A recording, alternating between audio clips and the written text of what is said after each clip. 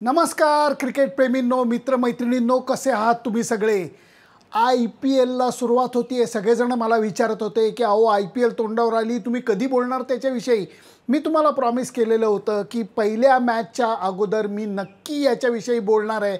बोलायला बरेच मुद्दे आहेत आणि सर्वात महत्त्वाची गोष्ट म्हणजे फाफ दु प्लेसी आणि ऋतुराज गायकवाड पहिल्या सामन्यामध्ये सलामीला येताना आपल्याला दिसणार आहेत. हो लेले, जरा अभ्यास करून येत जा. ते दोघं वेगळ्या टीम मध्ये आहेत. मला कळतंय, अहो मला कळतंय, परंतु हे तुम्ही लक्षात का नाही घेत आहात की ते दोघंच सलामीला येणार आहेत, वेगवेगळ्या रंगाच्या कपड्यामध्ये येणार आहे. गमतीने म्हणायला गेलं तर हळद कुंकू, कारण RCBचे कलर रेड आहेत आणि चेन्नईचा रंग हा हळदीसारखा पिवळा आहे. हे दोघंच सलामीला येणार आहेत, फक्त बॅटिंगला नाही, कॅप्टन म्हणून येणार आहेत. काय धमाल आहे बघा, कारण ऋतुराज गायकवाडची ऑफिशियल नेमणूक आता चेन्नई सुपर किंग्सचा कॅप्टन म्हणून झालेली आहे. फाफ दु प्लेसी हा RCBचा कॅप्टन आहे. हे दोघंही जण चेन्नई सुपर किंगकडनं सलामीला बॅटिंगला गेलेले आहेत. चेन्नईकडनं ऋतुराज गायकवाड कॅप्टन म्हणून येणार आहे, RCBकडनं फाफ दु प्लेसी कॅप्टन म्हणून येणार आहे आणि टॉससाठी हे दोघं जण एकत्र मैदानात उतरणार आहेत. भन्नाट प्रसंग आहे हा, त्यामुळे कुठेही जाऊ नका, बघत राहा तुमचा आवडता क्रिकेटचा channel Sunandan Lele cricket and beyond. IPL म्हणलं की अगदी असं वाटतं की किती बोलावं आणि काय बोलावं. अगदी 2007च्या शेवटापासनं IPL ही गोष्ट माझ्या कानामध्ये रुंजी घालत आहे. पहिल्या वर्षीच्या IPLची नांदी 2007 साली वाजलेली होती. भारतीय संघ ऑस्ट्रेलियाच्या दौऱ्यावरती होता. हो, मंकी गेटचा दौरा काही कमी नव्हता. आणि त्यावेळेला एका मॅचचे म्हणजे टू बी प्रिसाईज एका मॅचनंतर म्हणजे बॉक्सिंग डे टेस्ट मॅचनंतर सगळेजण शांतपणे आपापल्या रूममध्ये बसलेले होते आणि त्यावेळेला प्रत्येकाच्या मनात धाकधूक होती की हे IPL नक्की काय होणार, कुठल्या टीममध्ये कुठला खेळाडू जाणार, आयकॉन प्लेअर कोण बनणार, संघाची मालकी घेण्यासाठी कोण कितीची बोली लावणार. आणि त्याच्यानंतर जे काही आकडे बाहेर आले, ज्या पद्धतीने कॅप्टनच्या नेमणुका झाल्या, सौरव गांगुली कलकत्त्यामध्ये, सचिन तेंडुलकर हा इकडं आलेला होता मुंबईमध्ये, आणि अशा पद्धतीने सगळ्या गोष्टीची विभागणी झालेली होती. आणि तेव्हापासनं आत्तापर्यंत चेन्नई सुपर किंग्स आणि महेंद्रसिंग धोनी हे नातं म्हणजे इतकं जुळलेलं आहे की ते वेगळं नाही आहे. जसं मागच्या एका इंटरव्ह्यूमध्ये अश्विन बोललेला आहे की जणू काही चेन्नई सुपर किंग्ज आणि महेंद्रसिंग धोनी आणि N श्रीनिवासन आणि महेंद्रसिंग धोनी हे वेगळे मला वाटतच नाहीत. चेन्नई सुपर किंग्जनी IPLमध्ये काय करून दाखवलेलं आहे आपल्या सगळ्यांना माहिती आहे. मुंबईच्या संघांनी, चेन्नई सुपर किंग्जनी गेल्या सर्व IPLमध्ये सर्वात जास्त सातत्याने कामगिरी करून दाखवलेली आहे. याच्या बाबतीत कोणाच्याही मनात शंका नाही आहे. पहिला सामना फटाका आहे. त्याचं कारण असं आहे, धोनी खेळणार आहे. होय, 42 वर्षाचा धोनी खेळणार आहे, कॅप्टन नाही आहे. First time ever Chennai super किंग्जमध्ये तो खेळाडू म्हणून खेळणार आहे. दुसरीकडे RCBकडे विराट कोहली आहे, तोही कॅप्टन नाही आहे, कारण फाफ दु प्लेसीकडे त्याने कॅप्टनशिप सोपवलेली आहे. बरेच पैलू या सामन्यामध्ये आहेत. त्यामुळे या सामन्याचा प्रिव्ह्यू मी तुम्हाला ॲक्च्युली सादर करणार नाही आहे. फक्त या गोष्टी सांगत असताना चेन्नईने हा निर्णय का घेतला असावा याचा एक थोडासा आपण विचार करूयात. चेन्नई सुपर किंग्जला हे कळलेलं होतं की कधी ना कधीतरी महेंद्रसिंग धोनींना बॅटन पास करायला लागणार, कॅप्टनशिपचा खेळाडू म्हणून बॅटन पास करायला लागणार.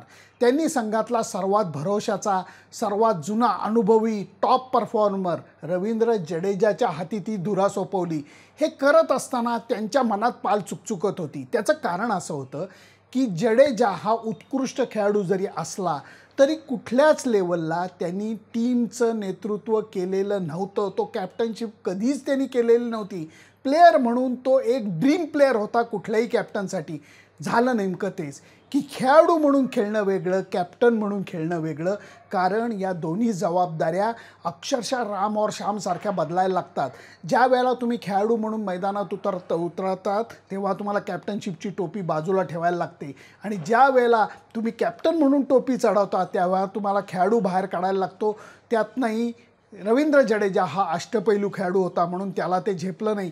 ते झेपलं नाही म्हणजे इतके त्याचे काय वाईट परिणाम झाले. चेन्नई सुपर किंग्सला त्याचे धक्के खायला लागले. जडेजा शेवटच्या 2 मॅच खेळलासुद्धा नव्हता. या सगळ्या गोष्टी मला आठवल्या.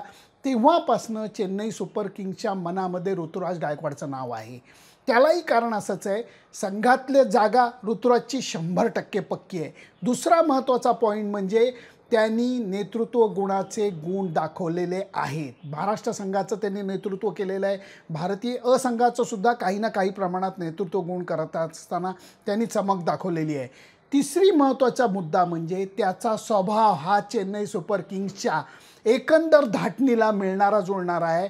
महेंद्रसिंग धोनी जसा शांत सुस्वभावी विचारी आहे, जास्त चमकधमक शायनिंग न करणारा आहे, एक्झॅक्टली तसाच ऋतुराज गायकवाडसुद्धा आहे. त्यामुळे धोनीच्या तो पसंतीला पडलेला आहे. टॉप परफॉर्मर तो चेन्नईकरता आहेच आहे, कारण ऑरेंज कॅपचा मानकरीसुद्धा तो ठरलेला आहे. भारतीय संघामध्ये त्याची निवड झालेली होती. दुखापतीमुळे गेले काही महिने तो खेळू शकलेला नाही आहे. या सगळ्या गोष्टींचा जर का विचार केला तर हे प्रोग्रेशन हे नॅचरल प्रोग्रेशनच आहे. जरी त्याची घोषणा आज झालेली असली आणि लोकांना धक्का बसलेला असला तरी मला ह्याचा धक्का बसलेला नाही, कारण हा विचार चालू असल्याची बारीक कुणकुण कानावरती येत होती. त्यातनंही एक क्लूसुद्धा मिळालेला होता की ऋतुराज गायकवाडचा कॅप्टन म्हणून राज्याभिषेक होण्याची शक्यता आहे. ही कुणकुण लागायची शक्यता अशी वाटलेली होती, कारण या राज्याभिषेकासाठी त्यांनी घरच्या लोकांना ऑलरेडी चेन्नईला बोलवलेलं आहे.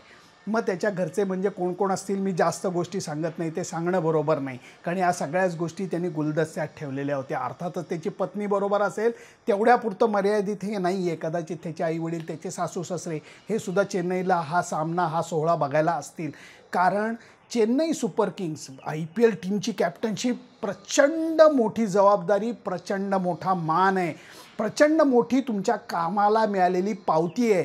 आणि ते सुद्धा कुठल्या टीमची? चेन्नई सुपर किंग्सची. आणि दृश्य असं दिसणार आहे की महेंद्रसिंग धोनी हा त्याच्या नेतृत्वाखाली खेळणार आहे. हे नॅचरल प्रोग्रेशन हा शब्द मी अशा करता मांडला की खूप जणांनी अशी सुद्धा एक आवई उठवलेली आहे की कदाचित हा धोनीचा शेवटचा सामना असेल. मला त्याची शक्यता खूप कमी वाटते. त्याचं कारण चेन्नईच्या टीममध्ये आत्ताच्या घडीला दुसरा विकेटकीपर मला दिसत नाही आहे. धोनीचा रोल मर्यादित केला जाईल. बॅटिंगमध्ये कदाचित तो तेवढी इम्पॅक्टफुल कामगिरी करणार नाही, बाकीच्या लोकांना देईल. आणि विकेट किपिंग करत असताना ऋतुराज गायकवाडला योग्य पद्धतीने मार्गदर्शन करेल, कार्यपद्धती समजून सांगेल, विचारपद्धती CSKची काय ती त्याला माहिती आहे ती अजून जरा समजून सांगेल. आणि नंतर ते बॅटन पास करून कदाचित हे धोनीचं शेवटचं वर्ष ठरायची शक्यता आहे. हे मी शक्यताच म्हणतो, कारण दरवेळेला हा माणूस काय गुगली टाकेल हे सांगता येत नाही. म्हणून आज पहिल्यांदा या बॅकग्राऊंडवरती मी शूटिंग करतो आहे, हे तुमच्या लक्षात आलं असेल. त्यामुळे पहिला सामना हा फटाका ठरणार आहे. विराट कोहली विश्रांती घेऊन परततोय, महेंद्रसिंग धोनी 9.5 महिन्याची विश्रांती घेऊन परततोय. फाफ दु प्लेसी इंटरनॅशनल क्रिकेट खेळत नाही आणि तो सुद्धा कॅप्टन म्हणून ह्या मैदानात उतरणार आहे. या सगळ्याच गोष्टी थोड्याशा मजेदार आहेत, थोड्याशा चमत्कारिकपूर्ण आहेत. हे म्हणत असताना एक मुद्दा मी शेवटचा मानतो आणि थांबतो, ते म्हणजे धोनीनी कॉम्पिटिटिव्ह क्रिकेट गेले 9.5 महिने खेळलेलं नाही आहे. धोनीच्या पायाला गेल्या IPLमध्ये दुखापत झाली होती पहिल्याच मॅचला. ती दुखापत घेऊन हा पठ्ठ्या चेहऱ्यावरती वेदना न दाखवत अख्खी टुर्नामेंट खेळला. परंतु फायनल मॅच जर का तुम्हाला शेवटची आठवत असेल तर शेवटचे तो बॅटिंग करत असताना अपयशी ठरला. जेव्हा संघाला त्याची गरज होती, खालमानेनी मान अशी हलवत तो परत आलेला होता. त्याच्यानंतर तो डगआउटमध्ये बसलेला होता. त्यांनी हात जोडलेले होते देवाची प्रार्थना करत, त्याचे डोळे मिटलेले होते. शेवटचे 2 बॉल जणू काही त्यांनी खेळताना बघितलं नाही. जडेजानी चमत्कारिक कामगिरी करून दाखवली. धोनीनी जे क्रिकेट देवाची प्रार्थना केली, क्रिकेट देव म्हणलं घे, तुला एक यशसुद्धा तुला देतो असं म्हणून CSKला अजून एक विजेतेपद मिळालं. मला वाटतं तो सर्वोच्च क्षण होता. त्या सर्वोच्च क्षणानंतर धोनीला अचीव करण्यासारखं काही राहिलेलं होतं असं मला वाटलेलं नाही आहे. त्याच्यानंतर त्यांनी गुडघ्यावरती शस्त्रक्रिया करून घेतली. त्याच्यानंतर त्यांनी रिहॅबिलिटेशन केलेलं आहे आणि आता तो डायरेक्ट 15 दिवसाचा सराव करून चेन्नई सुपर किंगकडनं IPL खेळायला चालला आहे, जी IPL 2.5 महिने जवळजवळ चालणार आहे. अत्यंत तणावपूर्ण वातावरणात या सगळ्या गोष्टी करायला लागणार आहे. याच्यामध्ये त्यांनी बॅटन पास केला ही गोष्ट चांगली आहे, पण एका अर्थाने थोडंसं मी करू शकतो हे क्रिकेटला गृहीत धरल्यासारखं मला वाटतं आहे. त्यामुळे क्रिकेट धोनीला काय ट्रीटमेंट देतं याची मला प्रचंड उत्सुकता लागून राहिलेली आहे. ही माझी मतं मी तुम्हाला सांगितली. ऋतुराज गायकवाडला कॅप्टनशिप देण्यामागं CSKने काय विचार केला असेल ह्याचे मुद्दे मी तुम्हाला मांडले. प्रिव्ह्यू देणार नाही हे मी तुम्हाला सांगितलं कारण तो ऑब्व्हियस आहे. और RCB विरुद्ध CSK म्हणजे फटाका मॅच आहे. धोनी विरुद्ध विराट अशीही मॅच आहे. फाफ दु प्लसी विरुद्ध ऋतुराज गायकवाड अशीही मॅच आहे. या सगळ्यामध्ये पहिल्या सामन्याचा जो एक थरार असतो, IPLचा हंगाम चालू होत असतो, सगळे लोक त्या थराराकडे डोळे लावून बसलेले असतात. हा सामना तुल्यबळ पद्धतीने कसा रंगतो हे बघायला लागेल. नेहमीप्रमाणे मला किंचित पारडं हे थोडंसं जड वाटतं CSKचं, ते अनुभवामुळे, त्यांच्या IPLमधल्या कामगिरीमुळे. परंतु दोन्ही संघ तेवढेच तुल्यबळ आहेत हे सांगताना अजिबात कुठलीही शंका येत नाही आहे. मुद्दे मी मांडले, तुम्हीसुद्धा मुद्दे मांडा. CSKची ही मूव ऋतुराज गायकवाडला कॅप्टनशिप द्यायची तुम्हाला कशी वाटते हे नक्की सांगा. त्याचं कारण असं आहे, काहीजण हे पण म्हणतील नुकतेच अजिंक्य रहाणेने मुंबईला रणजी ट्रॉफी जिंकून दिलेली आहे, मस्त कॅप्टनशिप अजिंक्यने केलेली आहे. परंतु पुढची 2-3 वर्ष, 4 वर्ष, 5 वर्ष एखादा कॅप्टन टिकायची शक्यता लक्षात घेऊन ऋतुराजच्या हाती जर का CSKनी धुरा सोपवली असेल तर तो लॉजिकल निर्णय आहे असं माझं मत आहे. तुमचं मत काय मला जरूर कळवा. त्याच्याकरता माझं फेसबुक पेज, माझं यूट्यूब चॅनल, माझं इंस्टाग्राम अकाउंट लाईक, शेअर आणि सबस्क्राईब करायला विसरू नका. मांडा तुमची मतं ठणकावून मांडा. Bye bye.